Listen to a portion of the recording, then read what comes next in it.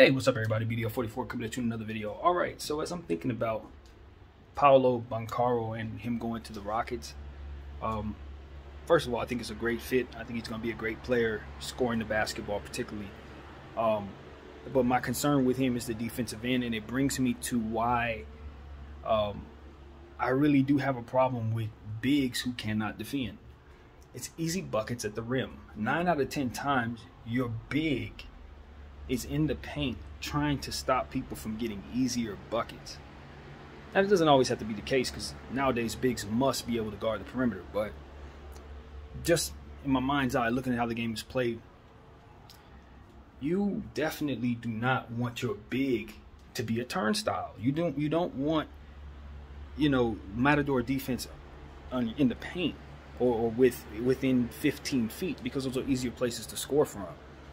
So, it's one of those situations where it's like, and not only that, but if you don't have that rim protection, that big doesn't have a defensive mindset, chances are when they try to defend, they're going to pick up fouls and you're going to have to sit them down.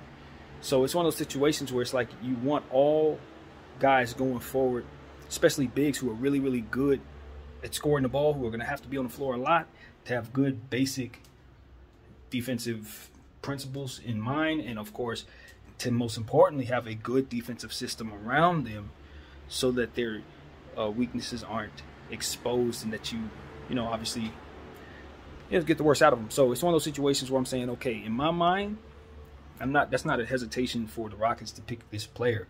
But what I am saying is they do need to start thinking about what they're going to do defensively to kind of help him and some of the other players on their team that don't think defensively, because they're starting to pile up some very key players that fit that mold.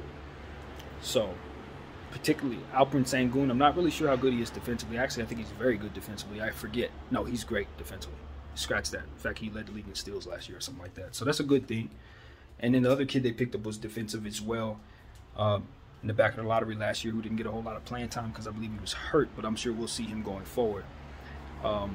So, that's just something I'm looking at, in regards to the Rockets and just that type of player in particular. Unless they got Dirk Nowitzki type skills to where they're doing so much offensively that it doesn't really matter, I think it could be a situation where, depending on how bad that player is defensively, it could negate a lot of what they do offensively, in theory. So I don't know if Paolo's gonna have that issue. Probably not, because he's such a fantastic offensive talent, and he's going to get easy buckets himself, lots of them.